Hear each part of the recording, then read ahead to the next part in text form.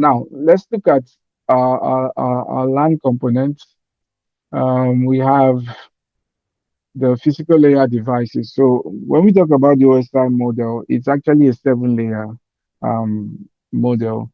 Um, your your first layer is your physical layer. The second layer is your data link layer. Your layer three is your network layer.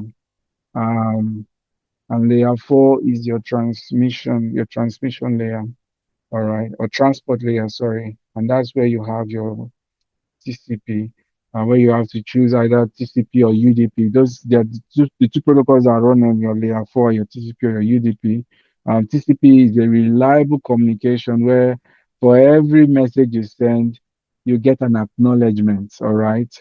For UDP is like broadcasting on radio station where the presenter acts by faith and believes that he has a million people listening to him or her, and he just says what he wants to say, knowing that nobody is going to challenge or give a feedback at that moment.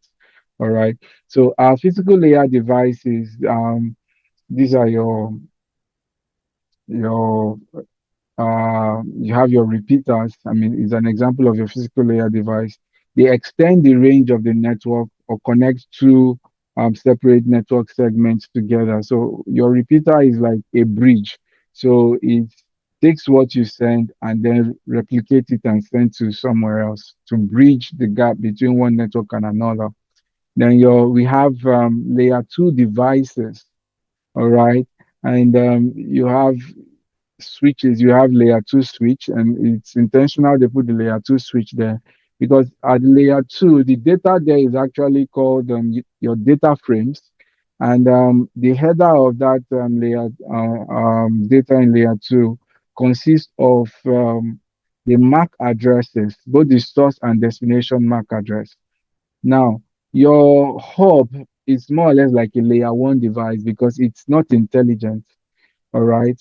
So it doesn't have the content address memory like this layer two switch has, which helps it to map port number um, to MAC address.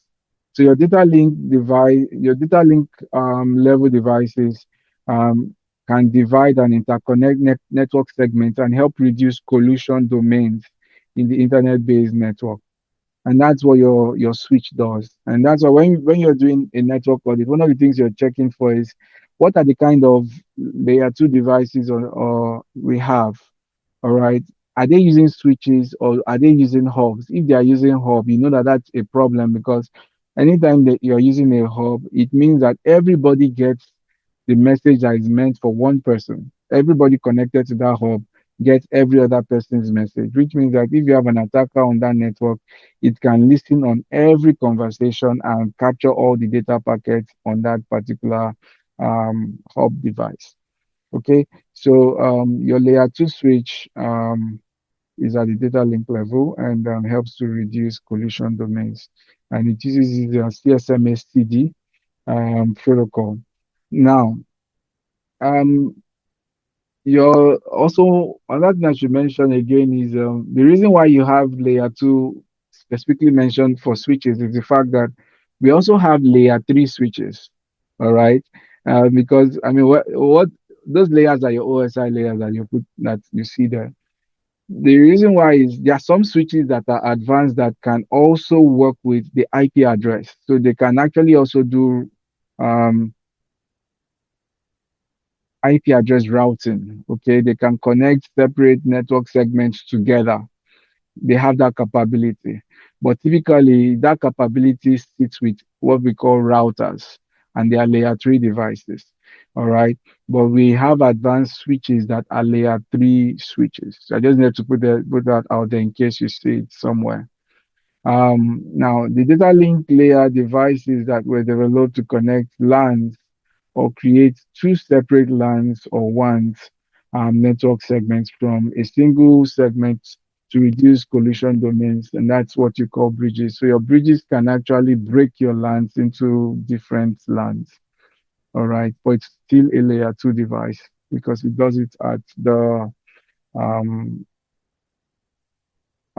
the data link level, which is your layer 2 of your OSI model.